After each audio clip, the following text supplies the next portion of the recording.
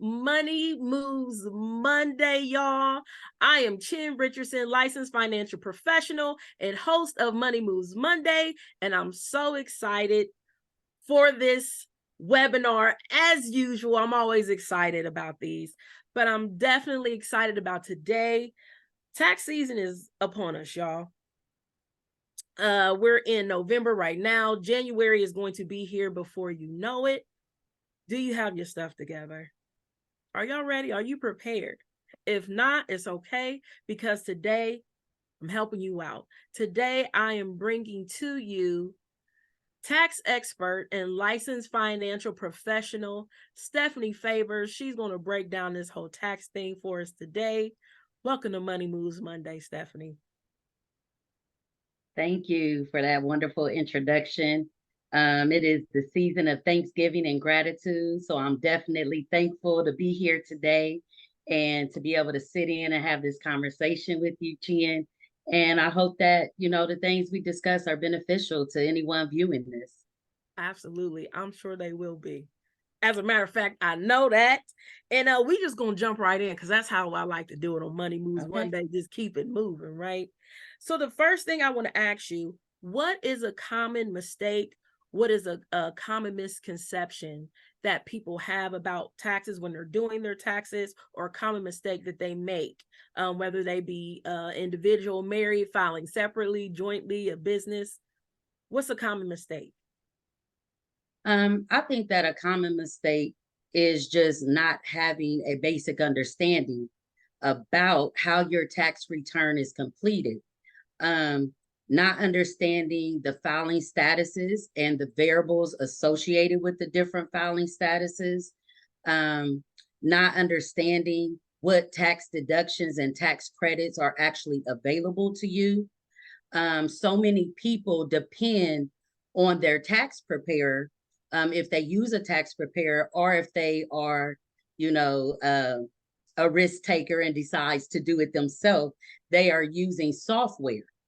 Well, the software is good. Your tax preparer also uses software, but the software is only as good as the knowledge of the person using the software. So a question could ask a yes or no question. You answer the question as no, and continue preparing your return, or your preparer continues preparing your return. You don't realize that a mistake has been made, and you could be leaving money on the table due to not answering one question correctly. So what I like to say is you need to make sure that you understand, because many people think it is the tax preparer, the professional's responsibility to ensure the accuracy of the return. It is the individual's responsibility to ensure the accuracy of the return. A tax preparer can only input information based on what you have provided. There are so many people that come to me after going to a franchise or some other independent tax preparer, and they are amazed at the amount of questions that I'm asking them. They have told me that they sit and have their return prepared, and the tax preparer is not asking questions, nor are they asking questions.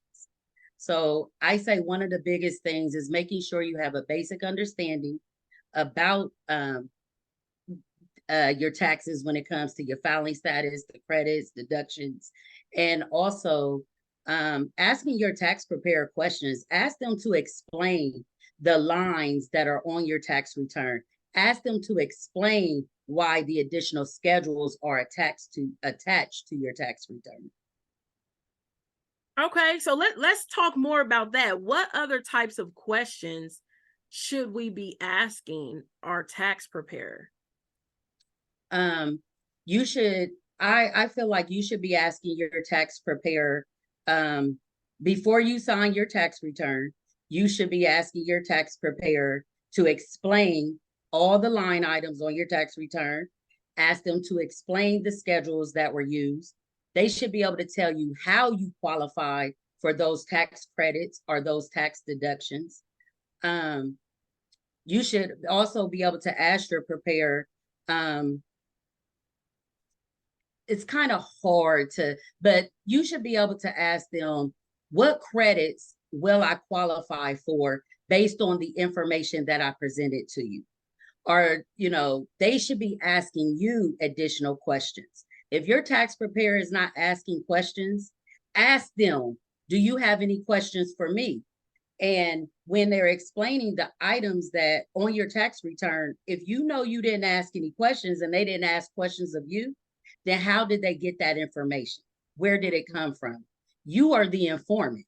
So all of this information either comes from the documents you provided or statements that you made.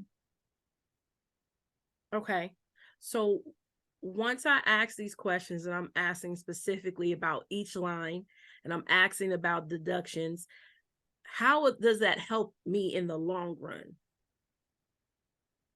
Basically, it puts your tax preparer on notice because you're asking and you're inquisitive about the items on your tax return. So it forces them to have to explain at the same time they're reviewing, and they might be able to find any errors that may have been made, or through that review, you realize you have an additional question based off of something that they explained. An example could be, so I have tax preparers, I'm sorry, individuals who are married. However, there is a condition for married people whose spouse did not live in the home the last 6 months of the year. If you are separated, whether legal or not, and your spouse did not live in the home the last 6 months of the year, and you have dependents, you can file head of household, even though you are a married individual. People assume I am married, so I'm either filing married with my spouse or I'm doing married filing separate. A lot of tax preparers don't know to go further because there is a variable on whether that married filing separate individual can actually file head of household, and it's dependent upon their dependent status. Okay. That's one of the things that we weren't taught in school. We weren't taught about taxes and tax codes and how these things work. We weren't given that formal education about those types of things. I think it's really, really dope that you are not only a tax expert, but you're also a licensed financial professional. How does that help you now when you are helping people with their taxes? So for me, I'm able to go a step further. So when I do tax planning with individuals and I talk about ways that they can get additional tax breaks or ways to lower their taxes that they will pay, one of the things that I am able now that I constantly talk about is retirement accounts. A lot of people don't have retirement accounts, and having a retirement account can be a tax deduction for you. And so I really push making sure that, number one, you have your records in order, making sure that you are documenting income, documenting expenses, and that's for all types, whether you are a W-2 worker, whether you are a 1099 contractor, self-employed, or a business owner. You have to keep track of income and you have to keep track of expenses. If you don't keep track of that information to be able to provide it, your tax preparer you may inadvertently miss out on credits and deductions that are available to you. I guess for me, it makes my clients feel a little bit more secure, knowing that not only can we talk about your tax situation, but now we can talk about issues that you may have had. I see that you have 10 W-2s. What are we doing here? Maybe there is a need for you to organize your finances. You need a payment plan to pay a small amount for what it costs to have your taxes prepared. Well, maybe there's some debt issues there that we may need to discuss. So I feel like I'm able to give more to my clients than just the average tax preparer. Excellent. I love that. I love that. Let's talk more about businesses, right? So let's say, Yes. I have a business. So let's say I'm coming to you to have my taxes done. Talk me through steps 1 through to whatever of what I need to do on my end as a business owner or someone who's self-employed to have my taxes done or prepared by someone like yourself? So most businesses today, they are at a point where there's so much software available for you to track your income, to track your expenses. So a lot of my clients have some type of software that they can bring to the table. But then I have clients who have no software because they are busy running the business, but they can't do the administrative work and maybe the accounting work to run the business. So the first thing I'm doing is identifying when you reach out to me, I want to know, do you have records? Are they computerized or do you have a shoebox of receipts? Not the Because if you have, shoebox. yes, there's still people with a shoebox, more like a little plastic tote now, but it's still the shoebox method. Um, it I have to have that conversation because your tax preparer prepares your tax return with information you provide. If accounting is needed, now that is an additional cost because what we have to do is get your records together first so that your tax return can be prepared. So the first thing is you need to have accurate record keeping. I'm even okay if it's in a computerized system, but maybe all the categories aren't in the right place. Some other things to know is, yes, we all say, well, I just need to show proof, proof that I paid something. The IRS actually requires receipts. They want to see detail. So, your bank statement might say $56 at ExxonMobil, but it doesn't tell me that it was for gas. It doesn't tell me, was it for food, drinks, gas, something else. It doesn't tell that. So although we will use what records you have, if audited, the IRS may not accept bank records. They may not accept other forms. They are looking for a receipt. So we know that you're doing business all year long. A receipt can get crumbled up. You won't be able to read it. It won't be legible. So what should you be doing? Scanning those receipts in, whether it's manually scanning it in by copying it on your computer or using some sort of software. I recommend all business owners and self-employed individuals must have some type of software or some method, even an Excel sheet, to track your income and expenses. You have to have that. You will definitely find missed deductions. Or tax saving credits. Mm-hmm. So for me, I tend to ask a lot of questions. People come to me and they have expenses that they think are the norm, the basic expenses, your utilities, your home office expense, your vehicle, things that you are buying for your business, your electronics. But what people don't think about, different businesses, I tell you, keep all receipts, anything you did. For instance, I have people who they do YouTube videos. I'm not sure of the technical term, but I tell them all the time, where are your receipts for your hair? Where are your receipts for your makeup? Where are your receipts for your clothing? I can't go into all the specifics for all industries. Yeah. But it's things like that people don't think of. There are hundreds and hundreds of expenses that you can claim, and people are leaving money on the table. You use your pet as a mascot. Well, now we're getting ready to claim the food that they eat. We're getting ready to claim the little clothes and outfits that you put them in. We can claim those expenses, and people don't think about that. Oh, I put my dog in all my videos. Oh, well, let's review that, or let's talk about that further to see if that's something that we can use as an expense. To get your coin. That's right. That's right. I mean, we don't want to pay the IRS. And when you are self-employed or a business owner, you have an advantage over a W-2 worker. You have the ability to get all your income up front.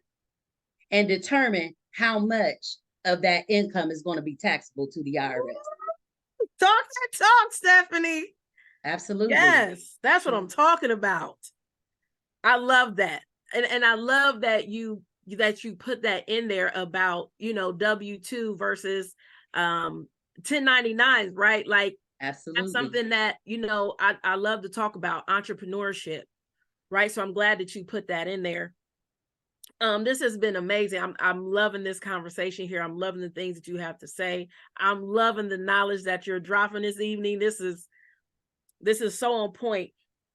I always like to leave with this. So I'm a coach, so I always like to have homework and tangible assignments for people. So what's a homework assignment that you would give? You kind of did it for the self-employed and business owners, but what's a homework assignment that you would give to them to prepare to have their taxes done? And what's a homework assignment you would have for individuals? So honestly, the homework assignment is going to be the same for all groups, because even as a W-2 worker, you need to be keeping track of your income and keeping track of your expenses.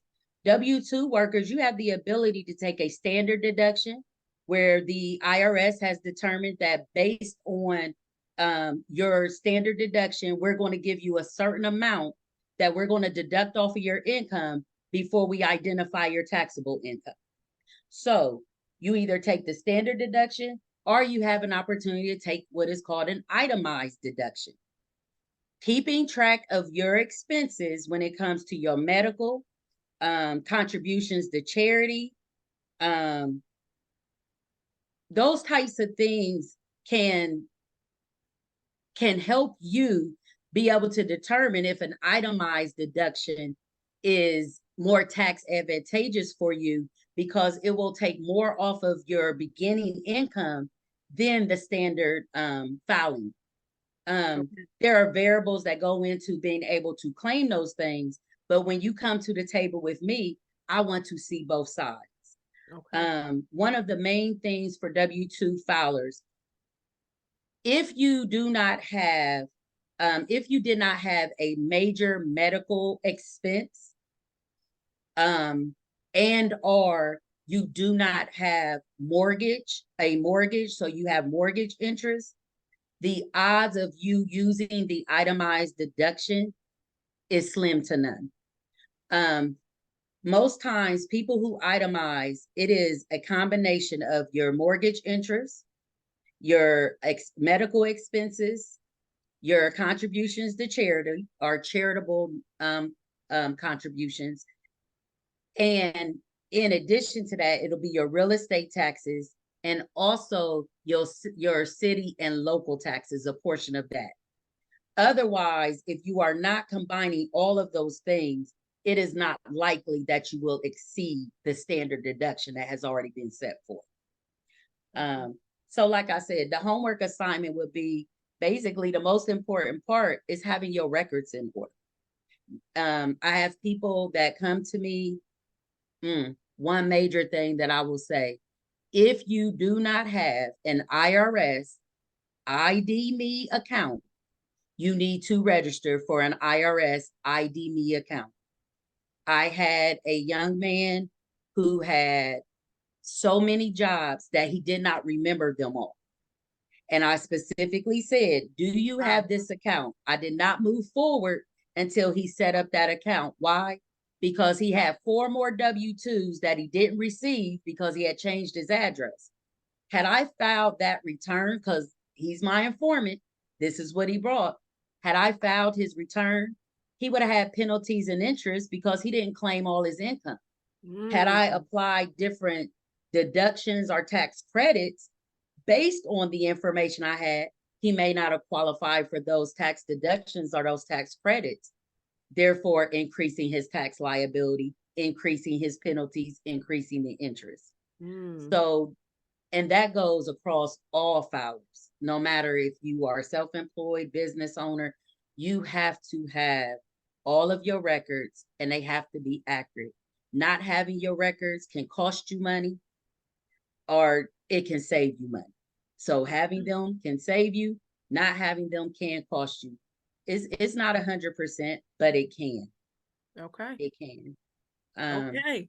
I love that. Those two things Stephanie left with y'all.